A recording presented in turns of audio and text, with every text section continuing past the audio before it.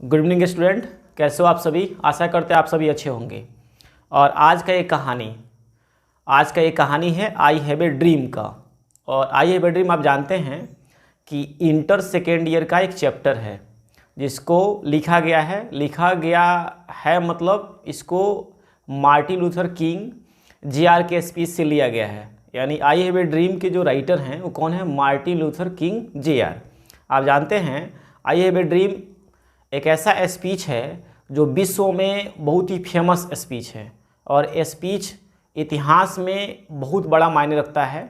और आप सौभाग्यशाली हो, लक्की हो that you have got a chance to read this speech to know about Martin Luther King JR. तो चलिए शुरू करते हैं इसके समरी के साथ, इसके कुछ की पॉइंट्स जो एग्जामिनेशन पॉइंट ऑफ व्यू से बहुत इंपॉर्टेंट हैं। तो स्टार्ट करते हैं। आप समझिए कि अगर हम जानते हैं मार्टिन लूथर किंग जेआर के बारे में तो वो एक सिविल राइट एक्टिविस्ट थे। अब सिविल राइट एक्टिविस्ट किसे बोलते हैं? वैसे व्यक्ति जो समाज के लिए कुछ करते हैं, वैसे व्यक्ति जो समाज में सुधार लाने का प्रयास करते हैं, वैसे व्यक्ति जिनका इंटेंशन, जिनका इरादा समाज में कुछ कर जाने का होता है। वे लोग अपने बारे में नहीं सोचते हैं, केवल समाज के बारे में सोचते हैं। यानी उनका जीना मरना सब कुछ समाज के लिए होता है। तो ये जो व्यक्ति थे, महान व्यक्ति मार्टिन लूथर किंग जेआर, ये सिविल राइट एक्टिविस्ट थे। अब इनके कैरियर की जो स्टार्ट होती है, चूँकि शुरू से ये गांधी जी से प्रभावित थे। शुरू से ही गांधी जी से प्रभावित होने का मतलब आप समझ रहे हैं ना, ये नॉन वायलेंस को सपोर्ट करते थे। यानी कोई भी बात प्रेम से स्वीकार कराएं, आज हो या कुछ दिन बाद हो, ठीक है ना। तो इनका जो पहला जो बाइकआउट था वो था आपका मॉन्टेगोमरी बस बाइकआउट। ये पहला शुरुआत था। शुरुआत बहुत अच्छा था, ये सफल हुआ इनका। उसके बाद ये जो व्यक्ति थे ये कई मायने का मतलब होता है हर जगह गांधी जी के जो स्टेटमेंट थे, गांधी जी के जो एक्ट थे, गांधी जी को जो कार्य थे उससे प्रभावित थे। और उसी के अकॉर्डिंग गांधी जी के अनुसार, जैसे भारत में गांधी जी ने आज़ादी दिलाने में अहम भूमिका निभाया, उसी तरह से इनको पूरा विश्वास था कि सत्य एक दिन जीतता है। सत्य परेशान हो सकता है लेकिन सत्य हार नहीं सकता है। इसी थ्योरी पे बेस्ड अपने आंदोलन को संचालित करते रहे। उसके बाद इनका जो बहुत सारा वर्क था, जैसे समाज के वैसे लोग, आप जानते हैं कि इनका जो स्पीच था जो 28 अगस्त 1963 को वाशिंगटन डीसी में दिया गया, वे ब्लैक और वाइट, अमेरिका में ये दो जातियों में डिवाइड था, जिसमें ब्लैक को इन्फीरियर समझा जाता था। ब्लैक को समाज में अच्छा नागरिक, यानी नागरिक का दर्जा दिया ही नहीं जाता था। ऐसी मान्यता था कि जो ब्लैक लोग हैं वे पैदाइशी यानी जन्म से ही सर्वेंट बनाए जाते हैं, और जो वाइट लोग हैं यानी जो गोरे लोग हैं वो जन्म से ही राजा बनाए जाते हैं। इस कंसेप्ट पे अमेरिका का समाज डिवाइडेड था, जिसमें ब्लैक लोगों को बहुत ज़्यादा सफ़र करना पड़ता था। इवन उनको समाज में रहने के लिए, गोरे बस्ती में रहने के लिए, गोरे बस्ती से गुजरने के लिए सोचना पड़ता था। ये बहुत ही बड़ा अन्याय उनके साथ हो रहा था। ना ही वो बस में सफ़र कर सकते थे, ना ही वे नौकरी कर सकते थे, ना ही किसी गोरे के साथ बैठ सकते थे। ये बहुत बड़ी परेशानी थी और आवश्यकता था एक ऐसे नेता का जो इनके सारी परेशानियों को दूर कर सके। और इसी परेशानी को दूर करने के लिए गॉड हर जगह हैं, मार्टिन लूथर किंग को भेजा गया। और इनके बहुत सारे वर्क थे और इनके बहुत सारे वर्क के कारण इनको 1964 में, याद रखिएगा 1964 में नोबेल प्राइज़ दिया गया, ठीक है ना। इनका जो स्ट्रगल शुरू से लास्ट तक रहा वो रेशियल रहा। रेशियल मतलब समझ रहे हैं ना, मतलब जातीय, रंगभेद संबंधी इनका स्ट्रगल रहा। इनके कुछ इम्पोर्टेंट वर्क्स हैं, ठीक है ना। ये पहला वर्क इनका है strength to love, stride to our freedom, why we can't wait, where do we go from here. इनके ये प्रमुख वर्क्स हैं, ठीक है ना।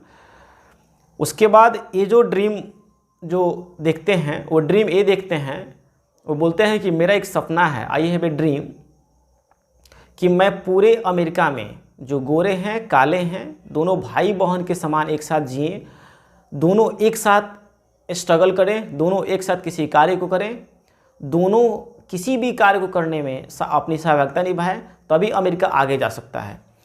ये फिर अपने भाषण में बताते हैं कि जो अमेरिकन जो लोग हैं, जिसमें वाइट लोग हैं, वो पूरी तरह से सारी सुविधाओं का आनंद उठाते हैं, लेकिन जो ब्लैक हैं, जो नेग्रो हैं, उनको सभी सुविधाओं से वंचित रखा जाता है। हाँ, वादा किया गया है कि यस आप लोगों को बहुत सारा चीज़ दिया जाएगा, लेकिन केवल वादा है, हकीकत में उनको कुछ दिया हुआ नहीं जा रहा है।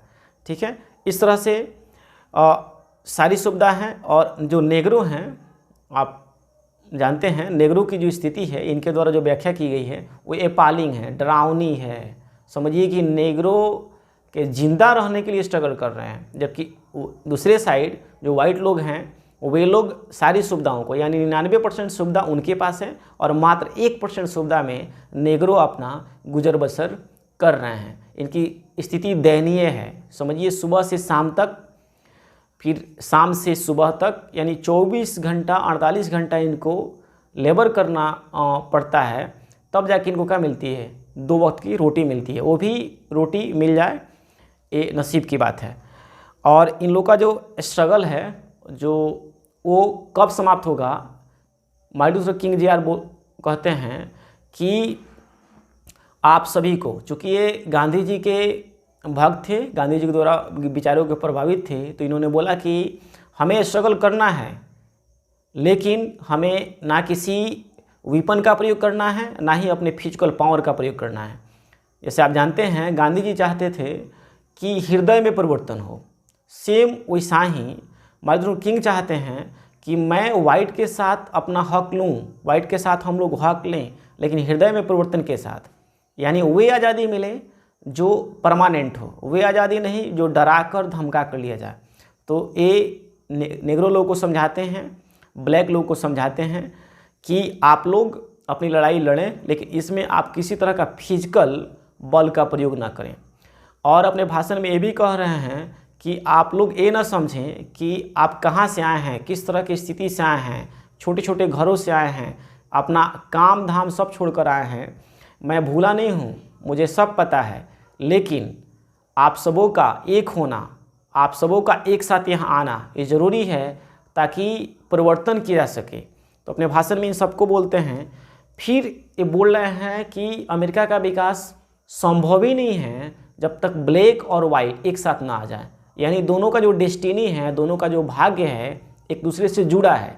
अगर दोनों एक साथ नहीं आते हैं तो समझिए कि विकास नहीं होगा। यानी ये जो बोल रहे हैं कि अगर अमेरिका को आगे जाना है तो दोनों का विकास ज़रूरी है। ये बोल रहे हैं कि मेरा जो सपना है, मैं ये सपना देखता हूँ कि आज़ादी की जो आवाज़ है, आज़ादी की जो रिंग है और आज़ादी की जो गूंज है वो सभी दिशाओं से आए, सभी दिशाओं से कहने कहीं का मतलब है कि सभी लोग इसे स्वीकार करें कि जो नेग्रो हैं वे कहीं दूसरे जगह के नहीं हैं। रंग के आधार पर किसी का हक छीन लेना, जाति के आधार पर किसी का हक छीन लेना ये सर्वथा अनुचित है।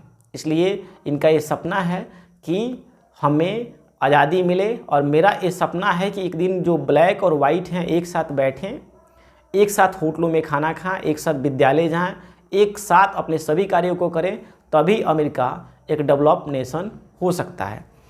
फिर ये बोल रहे हैं कि हम सभी गॉड के संतान हैं और गॉड ने कोई अंतर नहीं किया है।